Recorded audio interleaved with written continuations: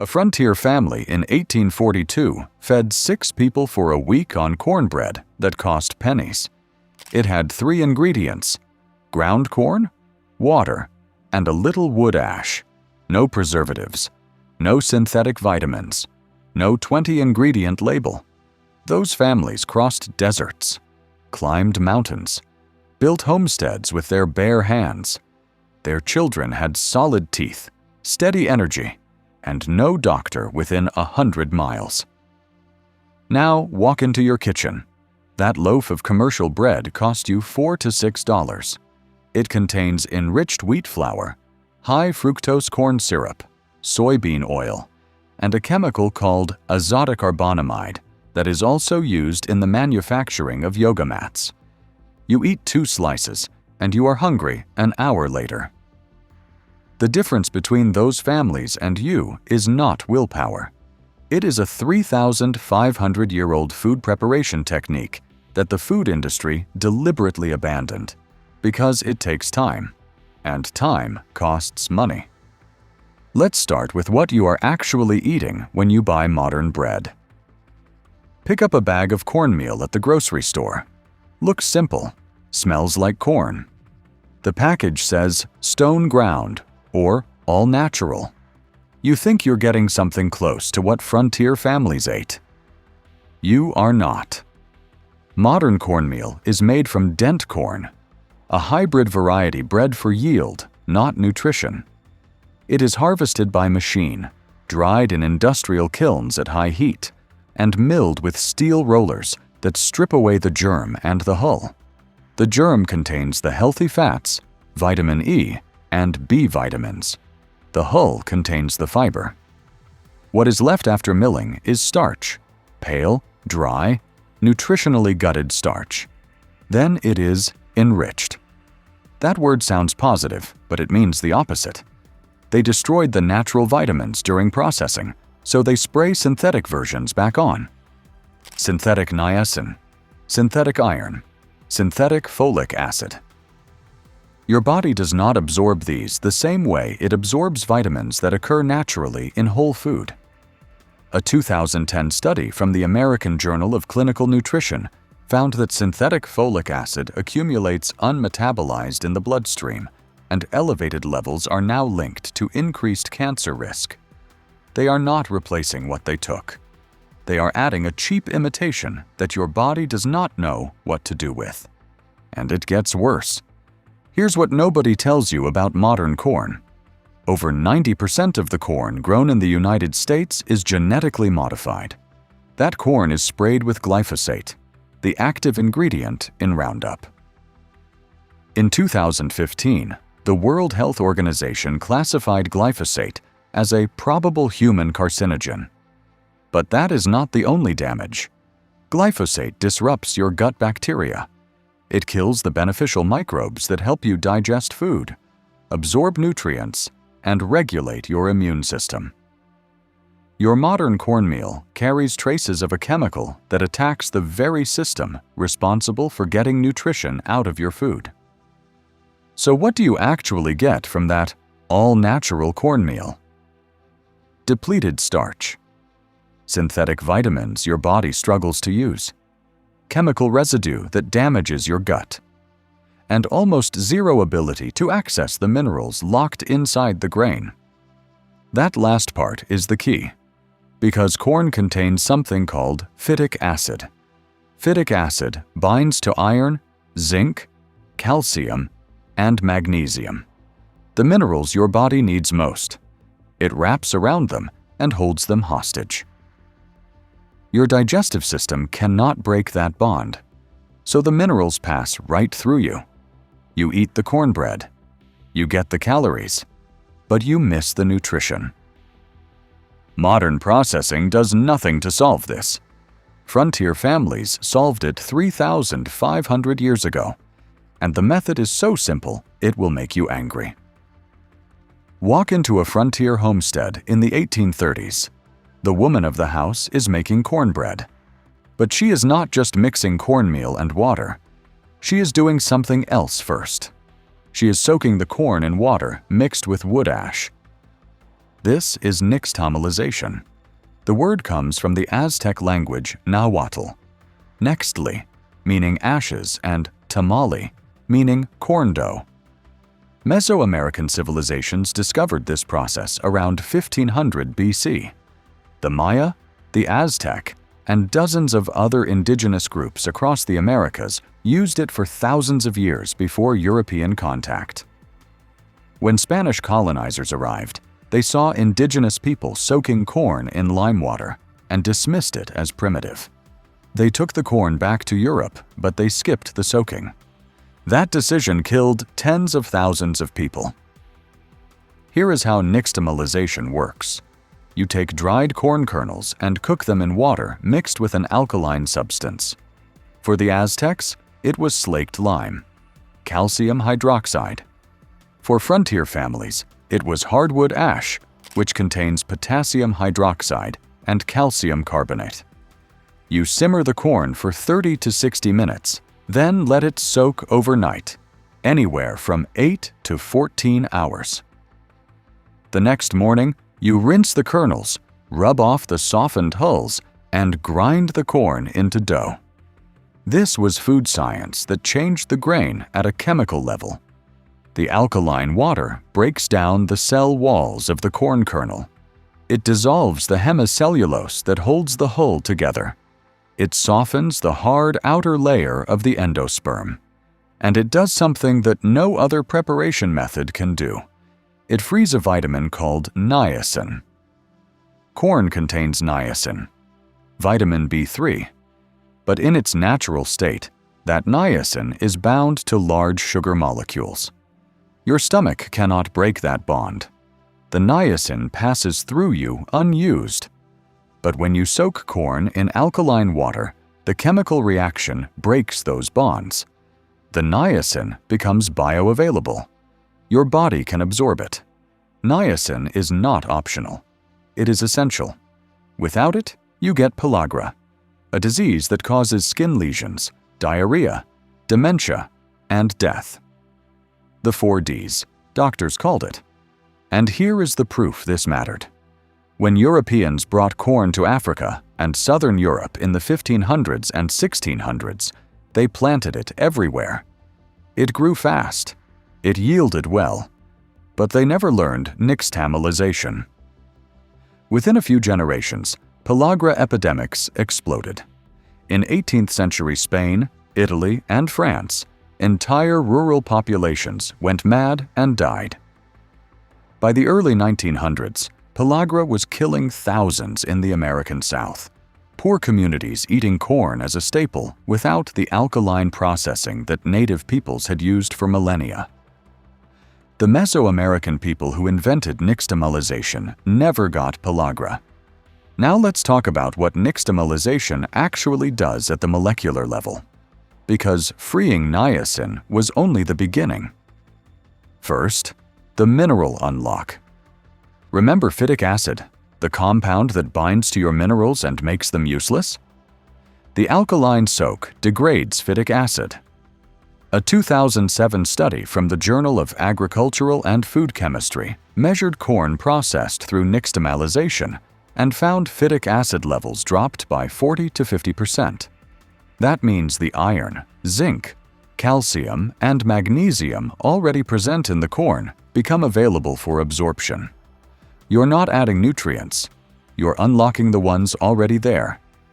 Second, the protein upgrade. Corn is low in 2 essential amino acids, lysine and tryptophan. Without them, your body cannot properly use the protein in corn. The alkaline treatment changes the protein structure. Research from the University of Querétaro in Mexico found that nixtamalized corn had significantly improved amino acid availability. The proteins become more digestible.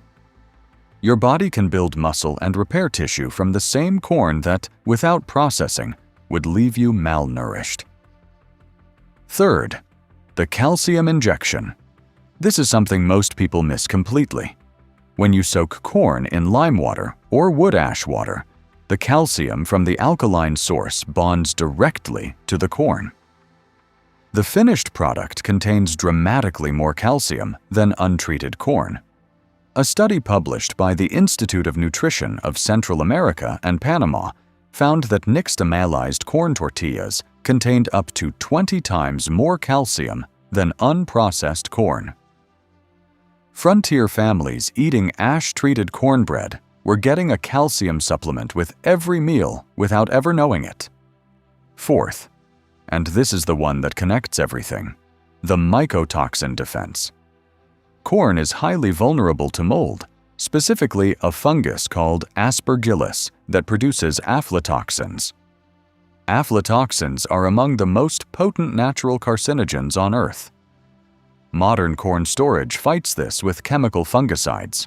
The alkaline soak destroys aflatoxins naturally. Research from Texas A&M University showed that nixtamalization reduced aflatoxin levels in contaminated corn by up to 90%. Frontier families did not know about aflatoxins, but their preparation method eliminated the threat anyway. So let's add it up. One simple process, soaking corn in alkaline water, and you get free niacin, reduced phytic acid, better protein quality, 20 times more calcium, and 90% fewer cancer-causing toxins. Your modern cornmeal does none of this. The chemistry has not changed in 3,500 years. The corn still responds the same way to alkaline treatment. The nutrients still unlock the same way. But the food industry chose to skip the step that makes corn actually nourishing because it takes time. And time costs money. So if nixtamalization is this effective, why did we abandon it? The answer is the same three forces that destroy every superior food tradition: speed, cost, and scale. When industrial corn milling took over in the late 1800s, the goal was volume. Steel roller mills could process thousands of bushels per day. Nixtamalization requires soaking corn for 8 to 14 hours. That is a full production day lost. In an industrial system, time is the enemy. So they skipped it. They stripped the germ and hull mechanically instead of chemically. But without the alkaline reaction, none of the nutritional benefits occur. No niacin release, no phytic acid reduction, no calcium enrichment, no aflatoxin destruction. They traded a 3,500-year-old process that made corn a complete food for a mechanical shortcut that turned it into empty starch. All while they knew about pellagra. By the early 1900s, Dr. Joseph Goldberger at the United States Public Health Service proved that pellagra was a nutritional deficiency, not an infection. He traced it directly to corn-dependent diets that lacked niacin. The solution was obvious: process the corn the way indigenous peoples had done for millennia. Instead, the food industry chose a different path. They started adding synthetic niacin to flour. Cheaper than changing the process, faster than soaking corn, and just enough to prevent outright pellagra without delivering any of the other benefits of nixtamalization. We did not lose this knowledge because it stopped working. We lost it because the industry found a shortcut that was good enough to avoid lawsuits, but not good enough to actually nourish you. And today, the disconnect is staggering. In Mexico and Central America, traditional communities still nixtamalize their corn. Tortillas made from nixtamalized masa are a nutritional staple, dense with calcium, rich in bioavailable niacin, low in phytic acid. These communities have eaten corn as 50 to 70% of their diet for centuries without the deficiency diseases that destroyed European and American populations eating the same grain prepared differently. If you want to make it yourself, you do not need a frontier homestead. You do not need special equipment. You need corn, water, and an alkaline source. That is it. Here is exactly how to make nixtamalized cornbread in your own kitchen. Step 1. Get the right corn. Buy whole-dried corn kernels, not pre-ground cornmeal. Look for non-GMO field corn or heirloom varieties. You can find them at Latin American grocery stores labeled Mais para Pozoles or order online. Cost: about $2 per pound. Step 2. Prepare the alkaline solution. You have two options. Option A, food-grade calcium hydroxide, also called cal or pickling lime. 1 tablespoon per quart of water. You can find this at Mexican grocery stores or online for about $5 a bag. Enough for dozens of batches. Option B. If you have a wood-burning stove or fire pit, hardwood ash strained through water works the same way frontier families did it. Use about half a cup of clean hardwood ash per quart of water, strained through cloth. Step 3. Cook and soak. Add 1 pound of dried corn kernels to your alkaline water in a large pot. Bring to a boil, then reduce to a simmer for 30 to 45 minutes. The corn will turn golden yellow. Turn off the heat and let it soak overnight, 8 to 14 hours. You will smell a distinct earthy, almost tortilla-like aroma. That is the nixtamalization happening. Step 4. Rinse and grind. The next morning, drain the corn and rinse it well under running water. Rub the kernels between your hands. The softened hull will slip off. Grind the wet corn in a food processor, meat grinder, or traditional stone grinder. The result is fresh masa, a wet, pliable dough. Step 5. Make the cornbread. Mix your fresh masa with a pinch of salt and enough water to form a thick batter. Pour into a greased cast iron skillet. Bake at 400 degrees Fahrenheit for 25 to 30 minutes until the top is firm and the edges pull away from the pan. Do not skip the overnight soak. A quick 30-minute simmer is not enough. The phytic acid reduction and niacin release happen during the extended soak. Shortcutting this step gives you corn that looks nixtamalized but is not. Your first batch will be denser than modern cornbread. That is correct. This is not fluffy grocery store cornbread. This is the real thing. Heavy, filling, and packed with nutrition that your body can actually use. One piece will keep you full for hours. After 3 or 4 batches, you will have the process dialed in. It becomes routine. Boil, soak, rinse, grind, bake. Total active time, about 30 minutes spread across 2 days. The rest is waiting. Here is the simple truth. A frontier family feeding 6 people could make a week of cornbread for pennies. You can do the same. 1 pound of dried corn makes enough cornbread for 4 to 6 people. The total cost is under $1. Compare that to a loaf of commercial bread at $4 to $6 that gives you synthetic vitamins, chemical preservatives, and a blood sugar spike. The frontier family with their cast iron skillet and bag of dried corn was not suffering. They were nourished. They crossed deserts, climbed mountains, and built homesteads on cornbread that their bodies could actually use. We traded that 3-ingredient wisdom for a 20-ingredient label that leaves you bloated and tired. If you found this valuable, subscribe to this channel. Every week, we dig up forgotten knowledge that the modern world left behind and show you how to use it today. The chemistry has not changed in 3,500 years. The corn still responds. Your body still responds. The only question is whether you will. Subscribe, and let's keep digging up what they buried.